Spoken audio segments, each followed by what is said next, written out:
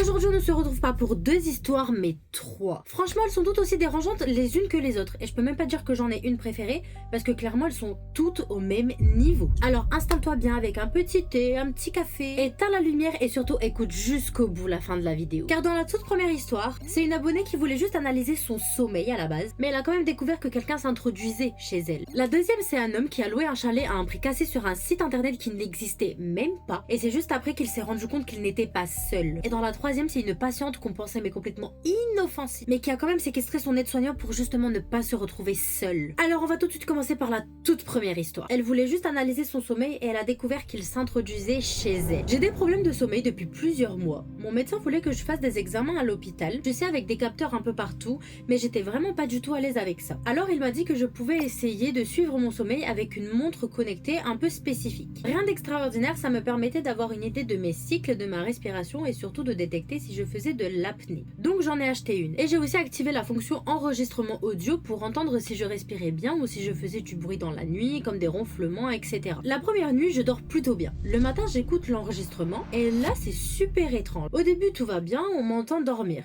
Mais après quelques minutes, on entend des bruits. C'est pas des craquements de meubles, c'est vraiment des vrais bruits.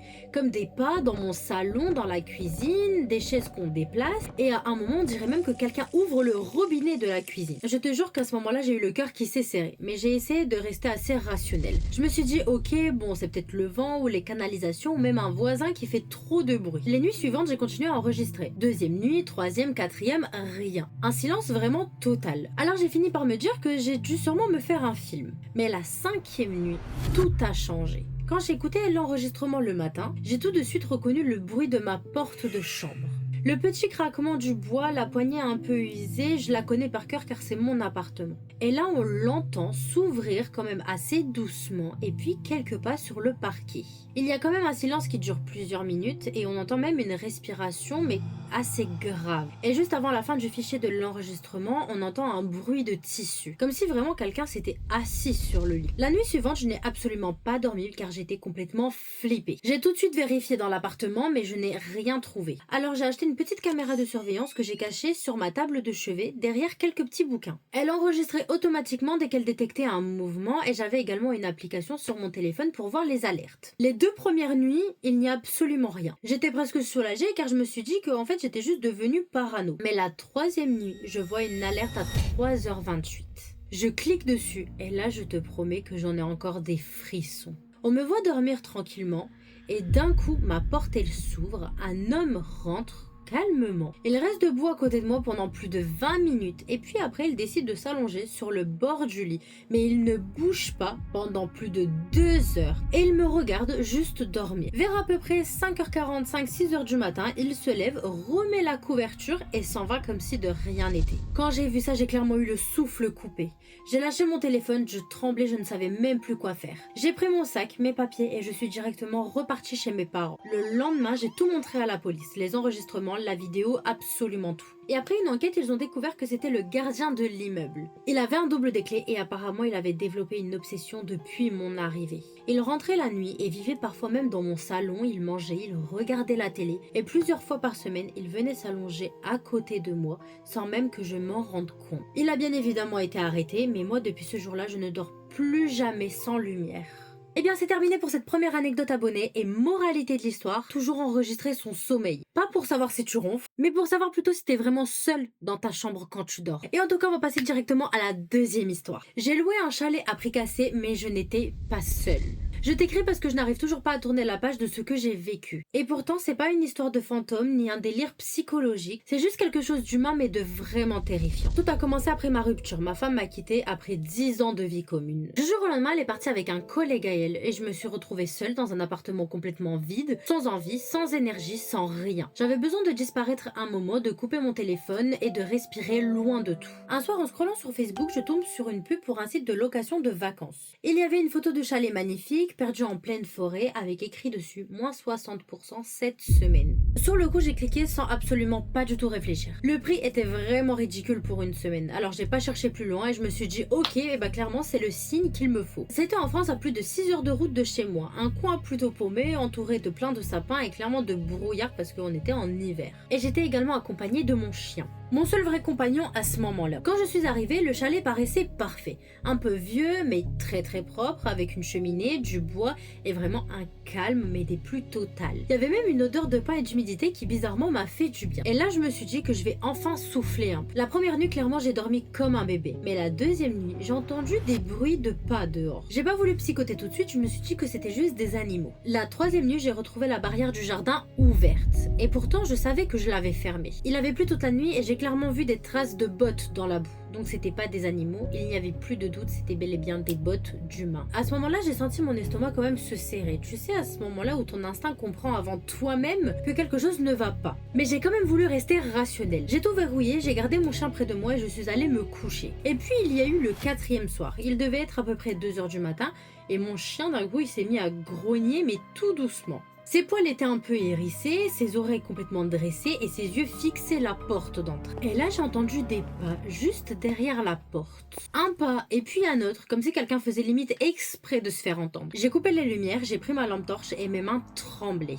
Et quand j'ai regardé par la fenêtre, à ce moment-là, j'ai vu une silhouette. Un homme dans le noir avec une capuche sur la tête et dans ses mains il y avait comme une sorte de fusil. Il s'est approché lentement de la porte, a tenté également de bouger la poignée mais il a vu que c'était fermé et puis il a frappé une fois, 2 fois et de plus en plus fort et d'un coup il s'est carrément mis même à hurler. Ouvre-moi, je sais que t'es là, ouvre-moi, ici c'est mon chalet et t'as rien à foutre ici. Et puis il a crié encore plus fort d'une voix pleine de haine. Maintenant tu m'appartiens et tu vas rester ici avec moi. J'étais complètement tétanisée, je ne pouvais même plus bouger. Je tenais ma lampe torche, mais mes mains elles tremblaient tellement que le vaisseau vibrait également contre les murs. J'étais tellement tétanisée que la sueur elle coulait dans mon dos. Mais d'un seul coup, un silence complet. Il n'y avait plus aucun bruit et plus personne dehors. J'ai pas osé bouger, je fixais la porte, incapable de respirer normalement. Je savais pas s'il était encore là, s'il était parti, s'il m'observait depuis la fenêtre ou si même il s'était caché. Mais ce silence là, il était clairement même pire que les cris qu'il avait fait auparavant. J'avais même l'impression qu'il attendait que je fasse un bruit. J'ai attendu jusqu'à l'aube et dès que j'ai vu le ciel s'éclaircir, j'ai pris mes clés, mon sac, j'ai attrapé mon chien et on a couru directement jusqu'à la voiture. J'ai roulé sans m'arrêter pendant 3 à 4 heures d'affilée, mais le cœur battait encore à 1000 à l'heure. En arrivant chez moi, j'ai commencé à chercher sur internet, je voulais comprendre qu'est-ce qu'il s'était passé, est-ce que c'était même normal. Et c'est là que j'ai découvert la vérité. Le site où j'avais réservé ce chalet, en fait c'était un faux site. Des arnaques et des vieilles annonces qui étaient trafiquées et le chalet, il avait bel et bien une histoire.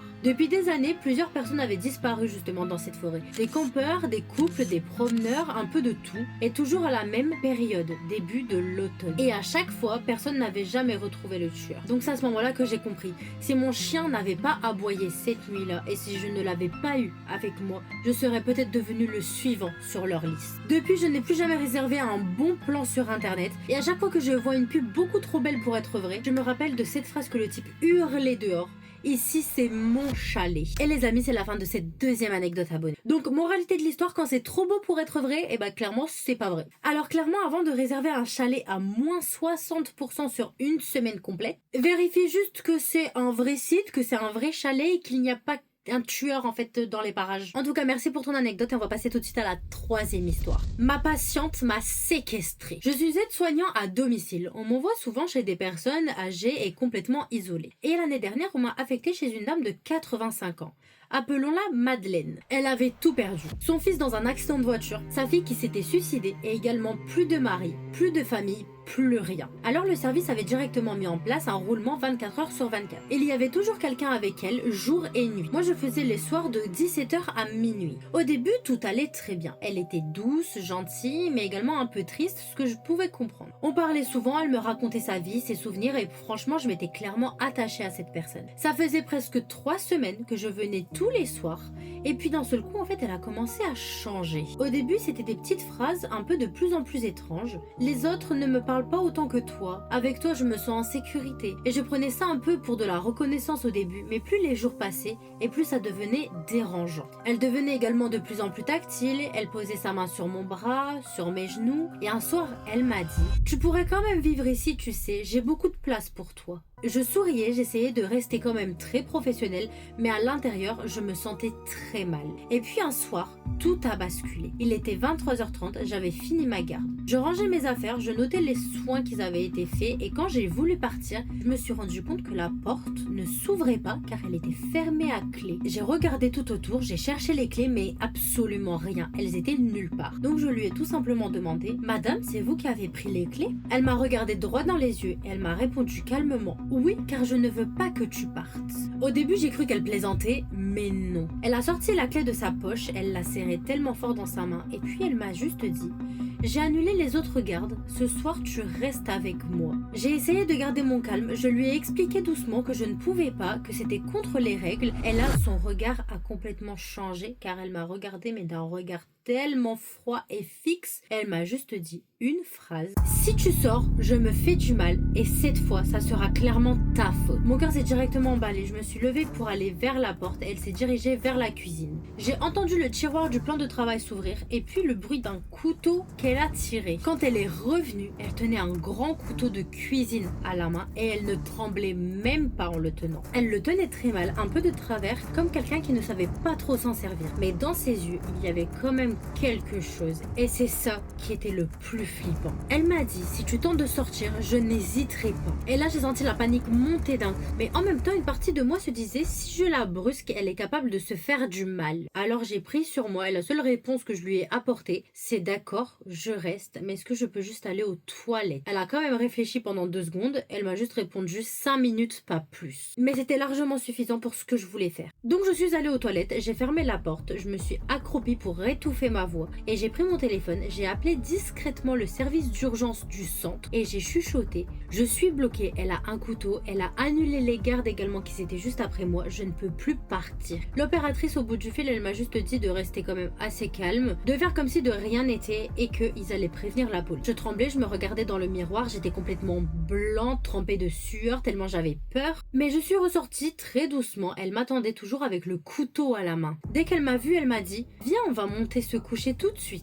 Je l'ai directement suivie dans la chambre comme un automate. Elle m'a demandé de m'asseoir au bord du lit pendant qu'elle se mettait en pyjama. Puis elle a éteint la lampe, elle s'est couchée et elle a directement posé sa main sur ma cuisse. Pas violemment, juste pour vérifier que j'étais bien là. Je ne bougeais plus, je sentais ma respiration encore qui tremblait, mon cœur qui battait si fort que j'étais sûre qu'elle pouvait même l'entendre. Je crois que je suis restée comme ça plus d'1 heure. À un moment, j'ai quand même senti qu'elle s'endormait. J'ai profité de ce silence pour glisser ma main sous l'oreiller, reprendre le téléphone et envoyer un message à ma collègue. Je lui ai juste dit en quelques mots: je suis toujours bloquée mais elle est en train de dormir. Elle m'a juste répondu que les gendarmes étaient en train d'arriver. Vers à peu près 1h30 du matin, j'ai entendu du bruit au rez-de-chaussée, mais des pas qui étaient quand même assez discrets. Rien de bien violent, mais j'ai compris tout de suite que c'était eux, c'était bel et bien la police. Ils ont forcé la porte mais tellement calmement qu'on n'a absolument rien entendu et je les ai vus passer dans l'encadrement de la porte et ils ont murmuré: monsieur doucement, venez directement vers nous. Je me suis levée très lentement, mais même en me levant comme ça, elle a bougé.